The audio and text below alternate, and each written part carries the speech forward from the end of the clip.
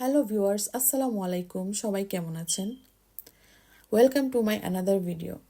বিয়েবাড়ি স্টাইলে আজকে আমি একটা ভেজিটেবল রান্না করব। পোলাও এবং ফ্রাইড রাইসের সাথে কিন্তু এটা জমে যায়। তো চলুন দেখে আসি আমি কিভাবে বিয়েবাড়ি স্টাইলে ভেজিটেবলটা রান্না করে থাকি। প্রথমে আমি দেখাচ্ছি এটা রান্না করতে আমি কী কী উপকরণ নিয়েছি। এখানে আমি 3 রকমের ক্যাপসিকাম নিয়েছি, যে কোনো 1 রকমের ক্যাপসিকাম নিলেই চলবে। আমার ঘরে 3 রকমের ক্যাপসিকাম ছিল, তাই আমি সবগুলো থেকে একটু একটু করে নিয়ে নিয়েছি আর এরকম সাইজের করে কেটে নিয়েছি। আর এখানে নিয়েছি গাজর, পেঁপে, পেঁয়াজ, ফুলকপি, বাঁধাকপি।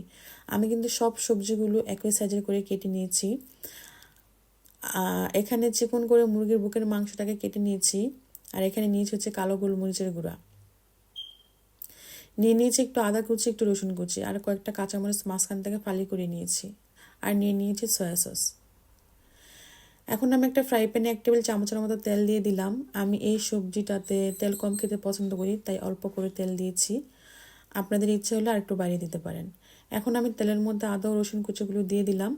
2-3 মিনিট নাড়াচাড়া করে এর মধ্যে আমি মাংসগুলো দিয়ে দিব।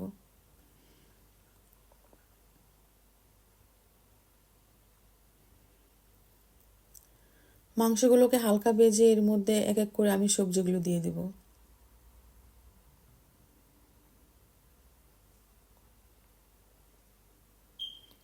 প্রথমে দিয়ে দিলাম গাজর, তারপর ফুলকপি, তারপরে দিয়ে দিলাম পেঁপে, বাঁধাকপি, আর এখন ক্যাপসিকামগুলো দিয়ে দিব। এখন আমি সবগুলো সবজি ভালো করে একসাথে মিশিয়ে নিচ্ছি। আমি যেহেতু সবজিগুলো আগে থেকেই সিদ্ধ করে নিই নাই, তাই সিদ্ধ হওয়ার জন্য আমি 1 কাপের মতো পানি দিয়ে দেব। আপনারা চাইলে ফুটন্ত গরম পানিতে আগে সবজিগুলো 3 মিনিটের মতো সিদ্ধ করে নিতে পারেন। আর আমি যেভাবে রান্না করছি এভাবে রান্না করলে সবজির পুষ্টিগুণ ঠিক থাকে।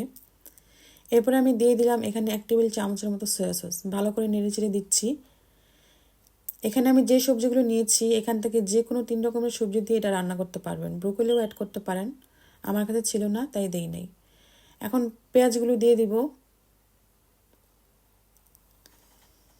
পেঁয়াজটা তাড়াতাড়ি সিদ্ধ হয়ে যায়, তাই পেঁয়াজটা দেরি করে দিলাম। এই পর্যায়ে আমি একটু লবণ দিয়ে দিলাম। লবণটা বুঝে দিবেন, কারণ সয়া সসে লবণ থাকে।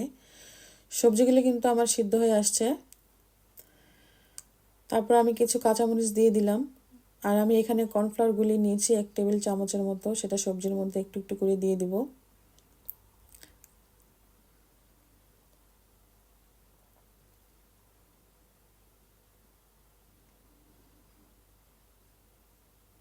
দিয়ে দিলাম 1/2 টেবিল চামচের মতো গোলমরিচের গুঁড়া।